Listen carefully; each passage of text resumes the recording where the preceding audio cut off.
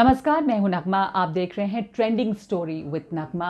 आज गुजरात चुनाव की बात, जहां पहले दौर का चुनाव हो गया है और दूसरे दौर की तैयारी भी जोर शोर से शुरू हो गई है, बल्कि बहुत जोरों से नजर आ रही है।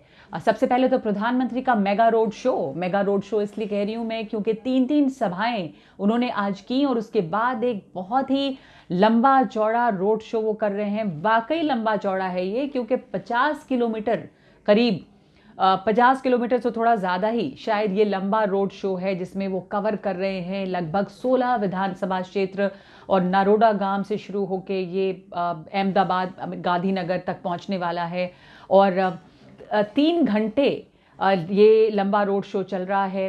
प्रधानमंत्री ने इससे पहले सभाएं भी की हैं। तो बीजेपी के लिए गुजरात का ये विधानसभा चुनाव कितना ज़्यादा मायने रखता है, ये इस बात से साफ है कि न सिर्फ बड़े बड़े केंद्रीय मंत्री, न सिर्फ अलग अलग बीजेपी शासित राज्यों के मुख्यमंत्री, बल्कि प्रधानमंत्री खुद वहाँ कितनी सभाएं कर चुके हैं। प्रधानमंत्री खुद वहाँ बड़ी बड़ी रैलियां कर रहे हैं।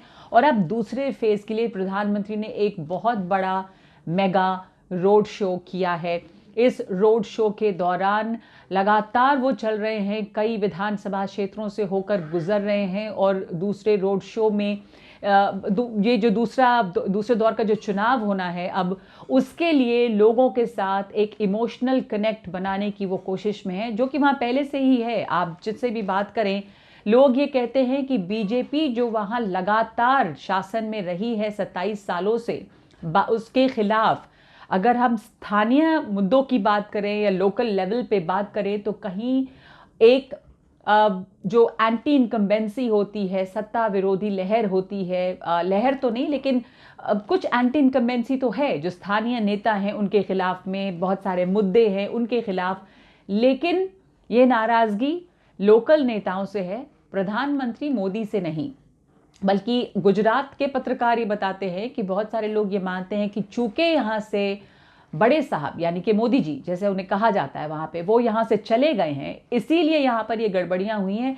तो अब प्रधानमंत्री के चेहरे के जरिए ही यहाँ पर लोगों के साथ वो इमोशनल कनेक्ट साधने की कोशिश में है, एक बार फिर बीजेपी, और अपने सत्ता में वापसी की कोशिश में है। लेकिन साथ साथ ये सवाल जरूर उठता है कि 27 सालों से शासन करने के बाद भी बीजेपी ने वहां पर बहुत अच्छा काम किया। गुजरात मॉडल की बात अगर होती है तो क्यों उन्हें प्रधानमंत्री के ही चेहरे की जरूरत है? अभी भी उन्हीं के सहारे बीजेपी यहाँ पर प्रचार प्रसार जो है वो कर रही है। उनके काम ऐसे हैं जिनके दम पर वोट दे लोग उन्हें, ये बात सोचने वाली है। और इसमें एक और दिलचस्प एंगल गुजरात के चुनाव में है, एंट्री ऑफ आम आदमी पार्टी। अब ये लगातार कांग्रेस भी कहती है कि उसका खाता नहीं खुलेगा, बीजेपी भी कहती है कि खाता नहीं खुलेगा, बीजेपी कहती है कि हमारा जो मुख्य मुकाबला है वो अभी भी कांग्रेस से ही है, जो कि एक साइलेंट पार्टनर जैसी वहाँ पे है। मतलब अब भी वहाँ पे कांग्रेस है, लेकिन आपने देखा होगा कि प्रचार जो है या जो हल्ला है वो ज़्यादा धमाकेदार प्रचार बीजेपी का तो हो ही रहा है, आम आदमी पार्टी का हो रहा है। अरविंद केजरीवाल वहाँ सभाएं कर रहे हैं, पूरी ताकत अपनी लगा रहे हैं, पर बीजेपी कांग्रेस के स्टार प्रचारक कहाँ हैं? अब वहाँ पर मल्लिकार्जुन खड़गे गए हैं, उन्होंने अब रैलियाँ की हैं, लेकिन राहुल गांधी भारत जोड़ो यात्रा में हैं, जहाँ पर अभी चुनाव नहीं है उन राज्यों में हैं। अब वो राजस्थान पहुँच रहे हैं, तो वहाँ पे जो स्टार प्रचारक हैं कांग्रेस से वो ज़्यादा हैं नहीं। पर क्या इसके बावजूद कांग्रेस खामोशी से इस चुनाव में अपनी मौजूदगी दर्ज कराएगी? ये बहुत अहम है। और क्या अभी भी मुख्य मुकाबला कांग्रेस बीजेपी का है? क्या आम आदमी पार्टी वहां पर अपनी मौजूदगी दर्ज करा पाएगी? क्या उसको उतनी सीटें मिलेंगी जैसा दावा कर रहे हैं अरविंद केजरीवाल? उन्होंने तो लिख के 92 सीट्स की बात कर दी। उन्होंने कहा कि ऊपर वाले ने यहाँ पर झाड़ू चला दिया है।